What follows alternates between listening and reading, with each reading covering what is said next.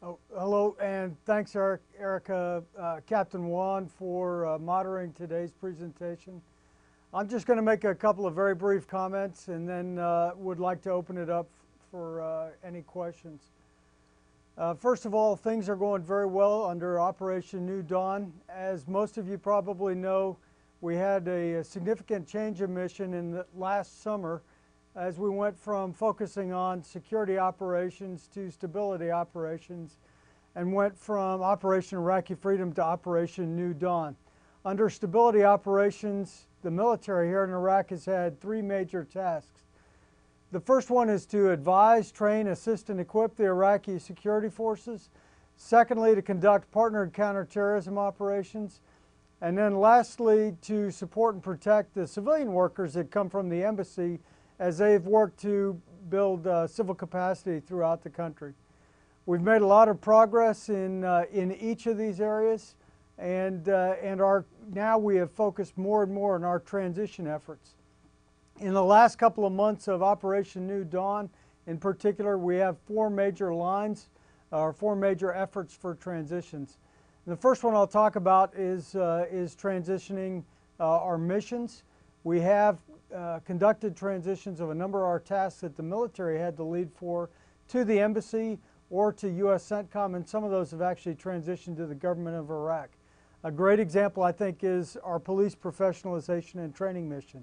The military had the lead for police professionalization from 2003 through the beginning of October of 2011. And now the Bureau of International Narcotics and Law Enforcement under the State Department has the lead, and they're doing a great job, well suited to perform this mission. Secondly, we've transitioned bases.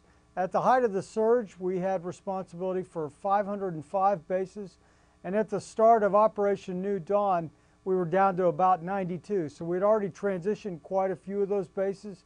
And then since the Operation New Dawn started in September of 2010, we've transitioned all except for 24. As of today, we're down to 24 bases, and we just transitioned another large base today, Fab Merez in Mosul, which was our, once upon a time, had been the headquarters for Task Force Olympia, Multinational Division North, Multinational Brigade North, etc. Secondly, we've continued to redeploy equipment throughout our time here, account for all the equipment. Some of that we have transitioned to the State Department.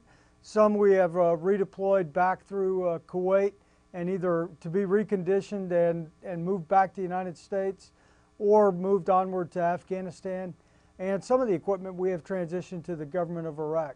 And just to give you an example of the size of this effort, last week we had 399 convoys on the road with about 13,900 trucks.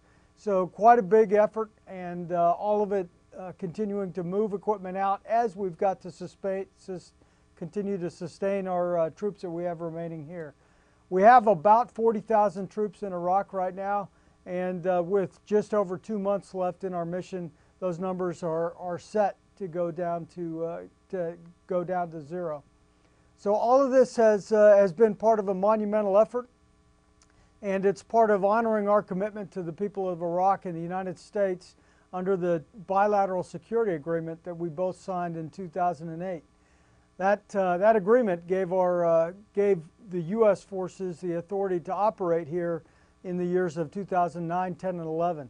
But one article, Article 24, mandates the complete withdrawal of U.S. forces by the end of the year. We're on track completely to meet that. We will still have a strong partnership and a strong relationship with Iraq under the leadership of Ambassador Jim Jeffrey here in the embassy, and that'll all fall under the auspices of the second agreement that we signed in 2008, which is the Strategic Framework Agreement. So I've taken a little bit of time just to set the stage, hopefully for some questions, and Erica, I'd like to turn it back over to you to see how you'd like to take the discussion. Does anyone have any questions at this time for General Buchanan? Okay, I'll start things off by asking, from the perspective of someone who has seen the changes take place in Iraq over the years, starting in '03 and even throughout the duration of Operation New Dawn. Can you share your assessment on a couple of areas? Let's start with the Iraqi security forces. Sure. You know, I've seen the Iraqi maturity forces mature from a very small or non-existent force in the summer of 2003 up to a very capable set of forces now. There's more than 650,000 troops split between the Ministry of Interior forces, like the police, the federal police, the border enforcement forces, and the military forces of the Army, the Navy, the Air Force, and the Marine Corps. They're all doing a fine job, a capable job with respect to maintaining security through the country. And they've done a credible job maintaining security since last summer. They do have a ways to go. They do still need some improvement. And they're just starting on their ability to face more conventional threats that might be required from an external perspective in the future.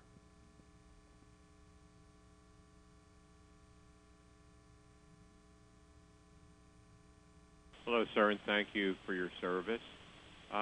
Quick question. When we withdraw from Iraq at the end of the year, how do you see Iran playing into the puzzle in the entire area in terms of influence? Well, I think that Iraq has been influenced over the last 8 years by Iran. It's only natural that the two of them would have influence on each other. Two very large countries that share a long border. It's also important that we think that Iraq has a relationship with Iran, just like Iraq should have a relationship with all of its neighbors. But we also think that Iraq should be stable, sovereign, and self-reliant. This is one thing. The pattern of Iran's behavior over the years has been shaped by a strategy